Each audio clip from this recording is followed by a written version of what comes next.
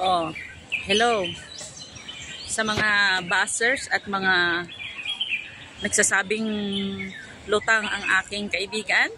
Magandang hapon sa inyong lahat. Ngayon lang ako magsasalita about sa sinasabi nyo na yung kaibigan ko ay lutang, pangit, yung basta lahat ng pambabalahurang ginagawa nyo sa kanya, pinapanood ko. Pero hindi lang ako nagsasalita. Bakit? Kayo, magaganda ba? Ang tanong ko sa inyo, magaganda ba kayo? Ikaw, sis Aw, maganda ka ba?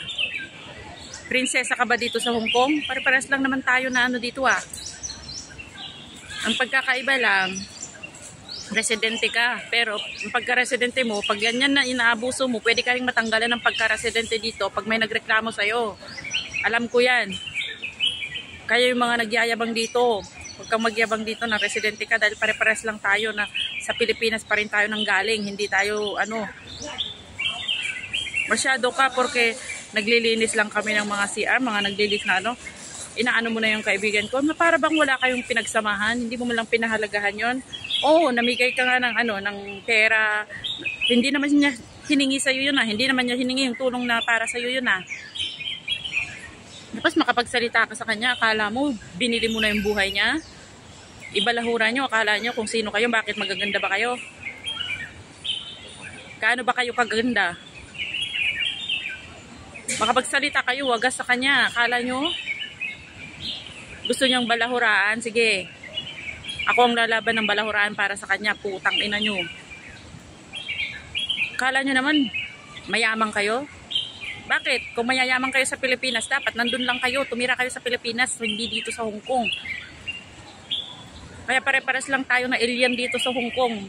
Ang pagkakaiba lang natin, ikaw, residente ka. Pero pagka-residente mo, pag iyan nawala dito, pwede rin kami magreklamo. Pag ganyan na, lagi mo pag nagkaroon ka naman ng problema, mawawalan ka din ng pagka-residente kahit pa ilang taong kang nakatira dito. Prinsesa ka dito, manager ka, manager.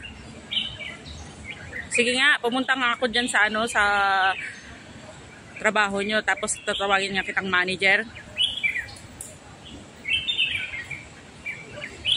Alam mo, ginagalang ka at nire-respect lahat ng mo, pinapahalaga ni Marilu yung pagkakaibigan nyo. Alam mo yan. Pero anong ginagawa mo? Ikaw mismo ang nang babalahura sa kanya na akala mo kung sino ka na dito. Nagtitimpila ako, pero pinapanood ko lahat ng mga pinaggagawa mo sa kanya. Bakit? Ano bang ginawa niyang kasalanan sa'yo? May ginawa ba siya sa'yo? Para nyo ng kung makahusga kayo, kung makapagbalahura kayo, akala nyo hinuhuburan nyo yung mga tao. Hinubaran nyo ng pagkatao niya na akala mo kilalang kilala mo siya. Bakit ikaw? Sasabihin mo na ang jowa niya ganito, ikaw nga, balita ko, binili mo lang din yung jowa mong papunta dito sa Hong Kong eh. Buti nga sa kanya, hindi niya binibili ang lalaki, ikaw. Binili mo yung lalaki, pumunta dito para lang magkaroon ng umyot sa'yo. Balahuraan talaga ang gusto nyo. Hindi lang ako nagsasalita. At saka yung 3D na yan na akala mo naman makapanghusga siya. Bakit hindi niya matanggal yung salamin niya sa mata? Manghusga siya. Bakit kilalang kilala nyo ba siya? Akala nyo mga sino na kayo? Kung kayang-kaya nyo siyang balahurain, kayang-kaya ko din kayong balahurain. Masyado kayong mapag-api sa mga kapwa nyo. Alam nyo yung ginagawa nyo? Alam nyo? Alam nyo? Inggit lang yan. Yung mga sinasalita nyo, nagre-reflect sa mga pinaggagawa nyo at sa sarili nyo. Totoo yan.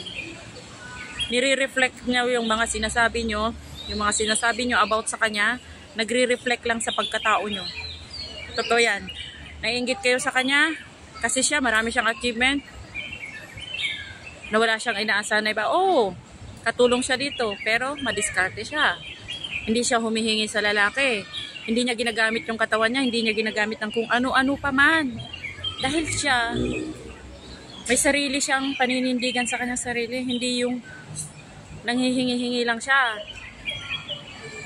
Ayusin nyo yung buhay nyo, huwag kayong inggit lang mga pinaggagawa nyo, kaya ganyan kayo. Madam na madam. Umayos kayo sa buhay nyo.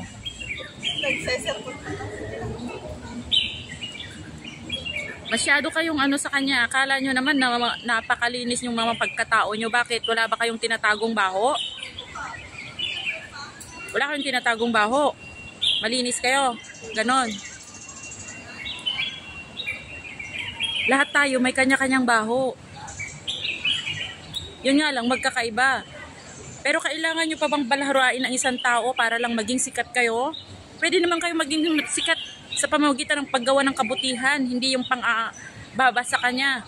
Siya na lang lagi nyong nakikita. Bakit yung sarili nyo, hindi nyo nakikita? Magsalamin kayo. Pumunta kayo sa salamin, sabihin nyo, yung mga sinasabi ko ay nagre-reflect pala sa aking pagkatao. Masyado kayo. Kala nyo, napakaganda nyo. Kala nyo kayo na ang sexy kayo, maganda kayo. Lahat na lang ng niya, pinapakialaman nyo. Ano ngayon? Ano ngayon kung ang ginagawa niya sa buhay niya? Problema nyo? Manahimik kayo. Buhay nyo, pakialaman nyo, hindi yung buhay niya.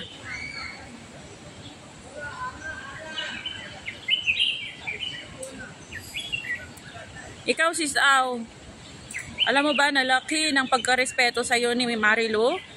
Ang laki. Pero anong ginawa mo? Hindi ka naman niya inaano. Mga support lang kayo, nagsusupport lang kayo pare-parehas kay Midet. Pero bakit ganyan kayo? Bakit hindi kayo masaya kung ang ibang kasama nyo ay umaangat?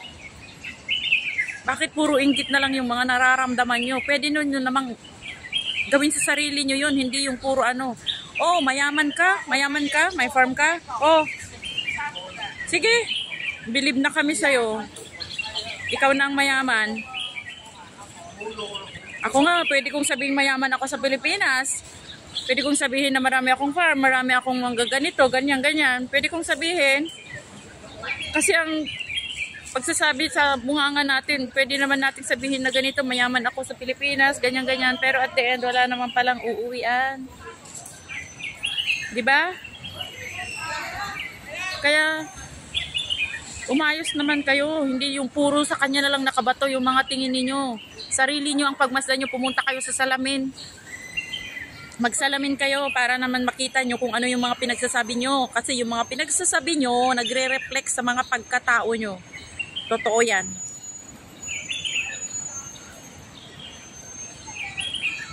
Napakabait na tao yan si Marilu.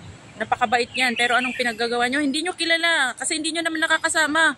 Ang minsan lang na pagkakasama natin, sis Aw, pangalawa, pangatlo or pang-apat, hindi mo pa yan lubusang kilala. Pero siya matulungin. Marami siyang natutulungan na ibang tao. At hindi siya mapang-abuso sa kapwa-tao. Yung naitulong mo sa kanya, nagpapasalamat siya. Pero ang sabi ko sa kanya, ibalik na lang niya yung naitulong mo sa kanya para wala na siyang utang na loob sa'yo. Huwag ka naman ganyan dahil pinahalagahan ka niya bilang kaibigan. Pero anong ginagawa mo ngayon? Binabalahura mo yung pagkatao niya.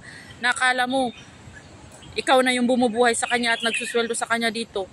Masyado ka.